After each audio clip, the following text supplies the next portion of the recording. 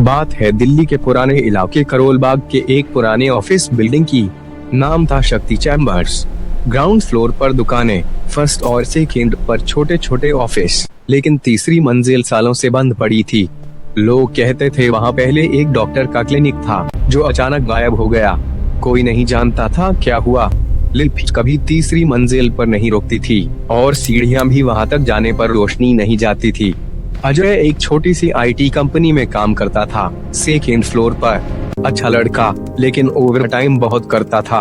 एक रात project deadline थी, सब घर चले गए। अजय अकेला था। रात के 1 बजे बिजली चली गई।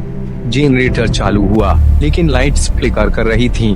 अचानक उसे लगा ऊपर से कोई आवाज आ रही है, जैसे कोई औरत धीरे धीरे रो रही हो। कौन कौन? वो सोचा शायद कोई और कर्मचारी है, लेकिन बिल्डिंग खाली थी।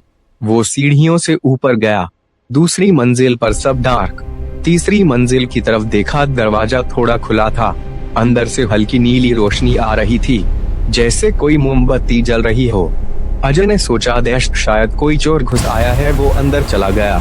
कमरा वैसा ही था जैसे 20 साल पहले छोड़ा गया हो। पुरानी मेडिकल टेबल, दवाइयाँ, पुरानी एक्सरे फिल्में। बीच में एक पुरानी कुर्सी पर कोई बैठी थी, पीठ दिख रही थी, सफेद साड़ी में, लंबे बाल। हेलो, कौन है? अजय ने कहा। वो औरत धीरे से मुड़ी। चेहरा नहीं था, सिर्फ काला साया, लेकिन आंखें थी लाल, जलती हुई।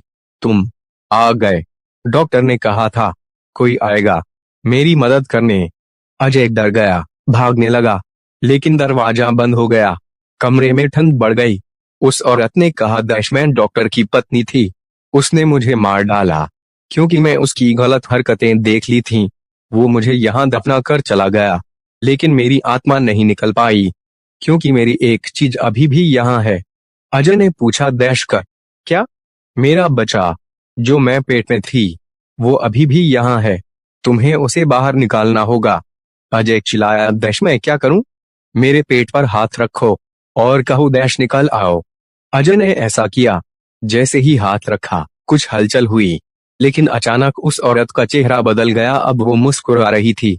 शुक्रिया, अब तुम मेरे हो। अजय को लगा उसका शरीर सुन्न हो रहा है। वो गिर पड़ा। जब आंख खुली, वो सेकेंड फ्लोर पर था।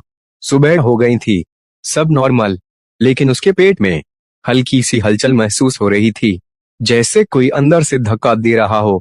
अब अजय रोज ऑफिस जाता है, लेकिन रात में घर पर अकेला होने पर वो खुद से बात करता है, डॉक्टर, आज क्या दवा दूं? और उसका पेट हिलता है। ट्विस्ट, वो बच्चा नहीं था, वो डॉक्टर की आत्मा थी, जो पत्नी के शरीर में कैद थी। अब वो अजय के शरीर में है, और अगला शिकार कोई भी हो सकता है जो तीसरी मंजिल पर जाए।